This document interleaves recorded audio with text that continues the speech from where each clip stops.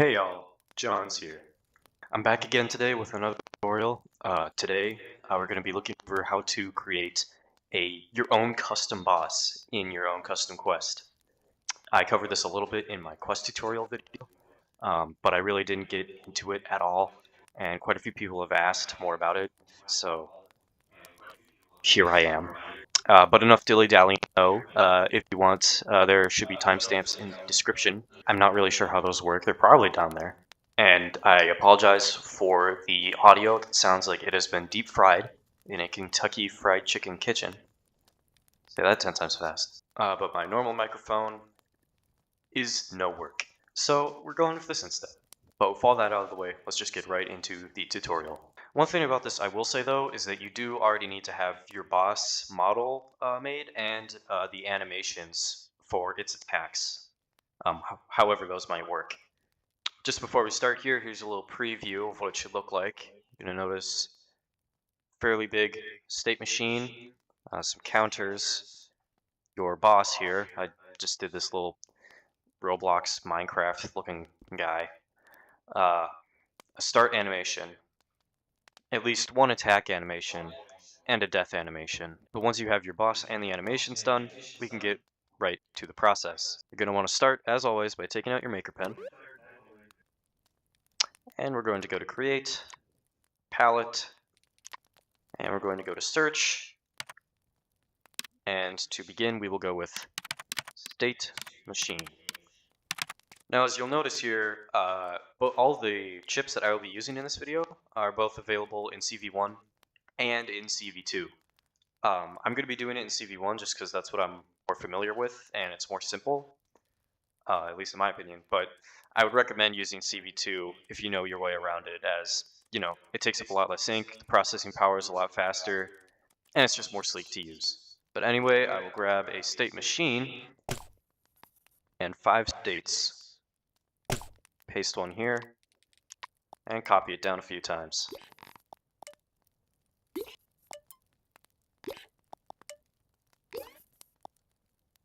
Be sure to have them spaced out a little bit, otherwise it'll get really crowded later on, and it's just going to be a headache.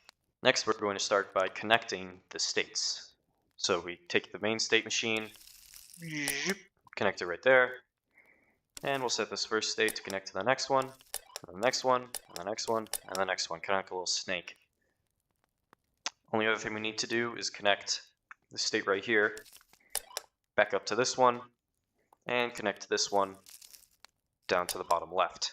I'll leave this image here for a second, just to be sure you have all this. Next, what we're going to want to do is to get this a little organized so that it doesn't become a major headache later. So I will speed through this, but essentially what you want to do, and this is optional, is click on each state, and below their values in the minimum time, you'll see state name, and you're just going to want to put in the name for each state.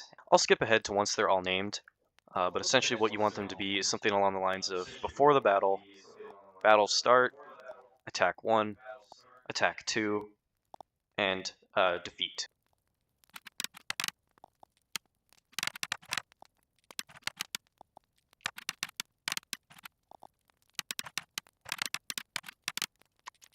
Now that we have that sorted out, and it's nice and organized, we have our boss model here. One thing I will say about boss design is that you do want to make it so that there is a weak point.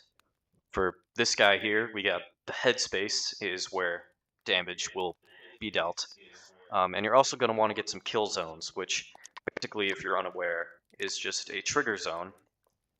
I don't need to get it, but a trigger zone, as you see here, and you hook it up to a set player stat chip. Just make sure it's configured to health, and set is set to 1, and value is set to 0. And then once a player enters the zone, it will turn on this chip, and it will set the player's health to 0. Anyways, you're going to want your start animation, 2 attack animations, and a death animation to get this working. But before we get all of those set up, we're going to want to get out a way to deal damage to your boss. Now, there is another method of doing this, which costs more ink, but it gets rid of the problem for me with the method I'm going to use here, which is the sound. You'll see in a minute, but you could just check my other quest tutorial video if you want to see more on that method of counting damage. For the sake of this video, I'm going to use the toggle method, which we can use by simply getting a toggle button, scaling it up a little bit, and then you're going to want to go to configure, enable projectile collision is what you want. Now once you've done all that, we're going to go and get a few chips here. We're going to start with a Boolean, as it's called in CV1, but just a way to have more than one input generate the same output. So if CV2, this might be an event. And then we're going to take button is toggled on, link that to the first pin, and when button is toggled off, link that to the second green pin. Next, we're going to want to open up our maker pen yet again, go to our palette, and we're going to want to search for the combinator chip.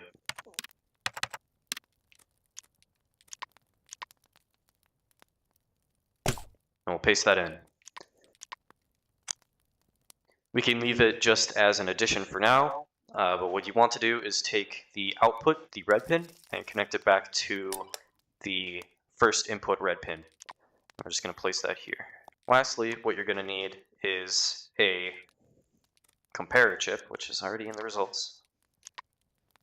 And we'll paste that here. And we're going to set this to be not equal to, but greater than or equal to. Lastly, to finish it, we're going to take red output pin here, add that to the green, to the combinator chip, take this pin here, and put it into the left side of the comparator chip. Then what you're going to want to do is hit configure on your maker pen, click the green pin, and set the right side to be however much damage you want to be dealt to the boss before it's defeated. So essentially what's going to happen here is every time this is toggled, it's going to add 1 to this count. So right now I hit it 6 times, so it's at 6. And then that count will go here. And once it's been hit enough times, let's say for this demonstration we want him to be hit 8 times. Once that's happened, you'll have red is greater than green, and that'll send a signal to the state machine, but we'll set that up in a bit. Lastly, what you want to do with this damage counter setup here is you're going to want to take the gizmos, move them over there, and you're going to want to take your toggle, and we're just going to place it right in the area where the boss will be damaged. Make sure that the boss is configured to be decoration though, otherwise it might automatically set the toggle off, and that can be a bit of an issue. Now once we have our toggle scaled up and set to where we want the boss to be hit, their weak zone, which for this guy is this nice square head, you're going to have to add it to your animation gizmos. So that can be just as simple as taking the pin here on your animation gizmo, grabbing that, and just attaching it to it. I've already done it for the sake of the tutorial, but you are going to have to go back through your animation gizmo and make sure that it's in place with the boss. Anyways, now that we have all the basic components laid out here, we can finally get to start setting this thing up. First off, what we're going to want to do, I lied actually, we're going to need a trigger zone, or a button, or whatever you want to start the boss fight. We're going to want to, I'll just use a trigger zone for the example. We'll take the output that it's going to generate, and we're going to hook it up to that. And I'll just reset the state machine. Nope, that's not working. I'll reset the state machine here. I'm clearly an expert. And we'll shrink this down. Put that there for now. So once the player enters the trigger zone, it will start the fight. Then what we're going to want to do is get start fight. We're going to want to connect that to the play pin on your start animation gizmo, the animation for the fight to start. Then what we're going to want to do is edit our animation gizmo. Boop. And we're going to want to see how long it is. For mine, I made it really simple. It's just 2 seconds. So what I'm going to do is I'm going to go configure. I'm going to configure the start fight state, and we're going to make the minimum time in state. We're going to set this to be, whoops, 2.1 seconds long.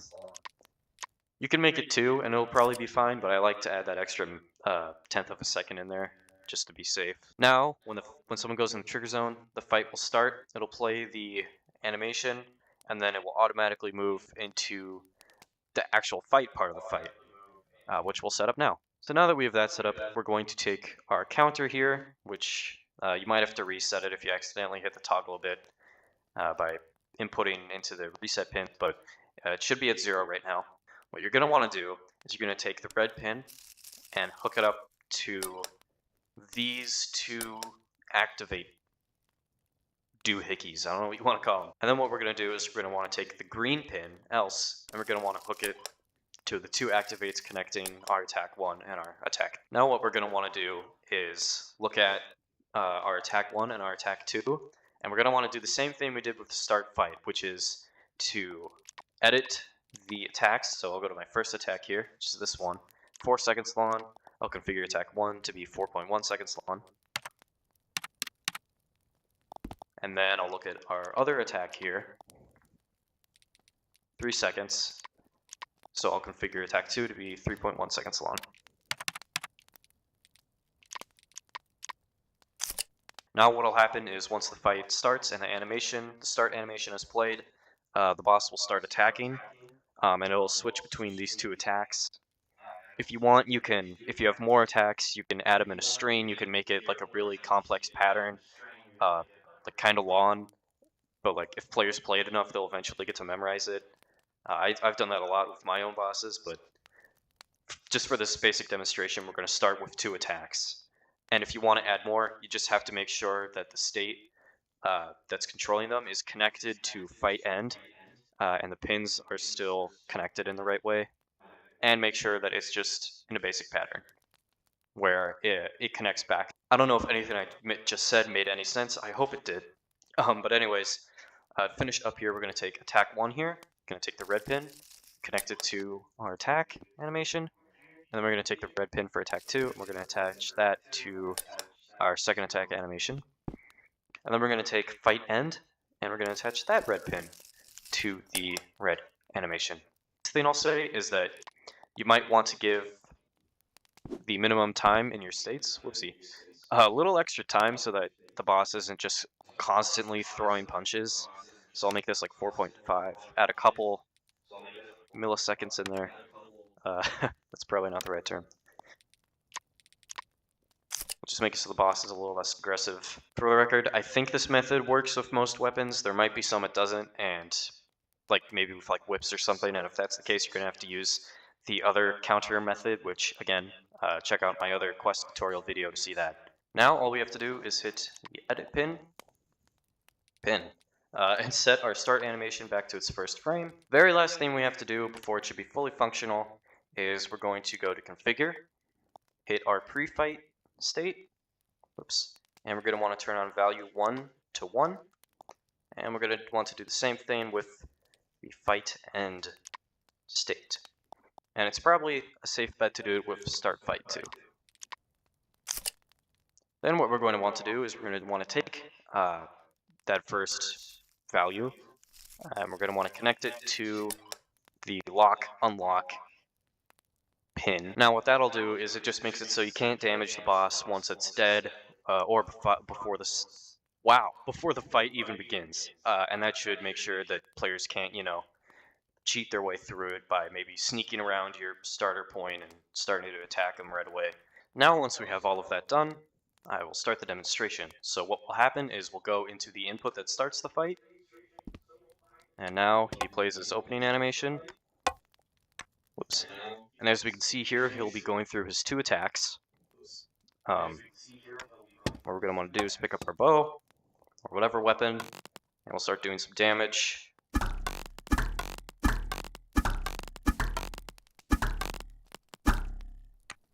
And if I check our counter here, it should be, yep, it's 7. So for our next hit, it should send him into the fight end, which will defeat him. So sorry to do this to you, buddy.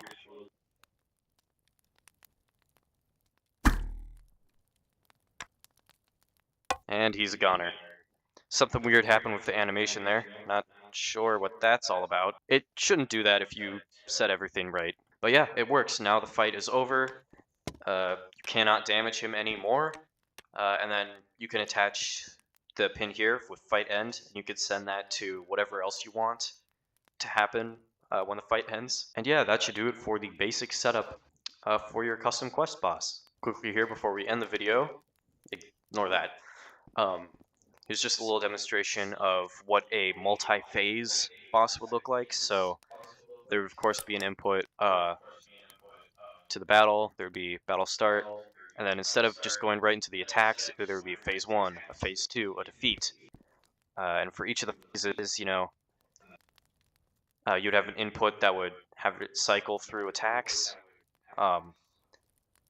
When the counter is below how much damage you want it to have, it's set up the same way as the 2 attacks there, but basically we're just making a whole new state machine for it, and then set the else to have it send to the end phase. Once the phase is over, you can have it go into phase 2 or like a mid phase. And then for the phase 2, you just make another one of these, and then you can change the attack patterns. Maybe there's less time in between attacks, or boss is more aggressive. However you want to do it, you can have a totally different phase for the boss. And then once that phase is gone, you can have another pin that sends it to defeat. And that's a way to set it so you can have multiple phases, as you can see with some of my bosses in my custom rooms. One more thing I'll add is if you want to give your boss some mobility, you can use certain gizmos. I don't know why I bothered searching up gizmo. But you can go to, there's some gizmos like the look at, piston, and rotator that you can place directly above your boss, and you're going to want to do this before you start the whole thing. Make sure all the animations are on top of each other. Connect the tip of this to all of them, and then you can have it so like maybe during one attack they're spinning, maybe during another attack they're not, or when they've received damage they twist for a little bit. And you can do that by simply just connecting in state to on off, or set it to be a variable like the first one. That's a little bit more complicated. If you guys would like to see another video where I go into much more complicated boss setups, let me know, but for now I'm just sticking with the simple one. And you can do a lot with just animation gizmos alone.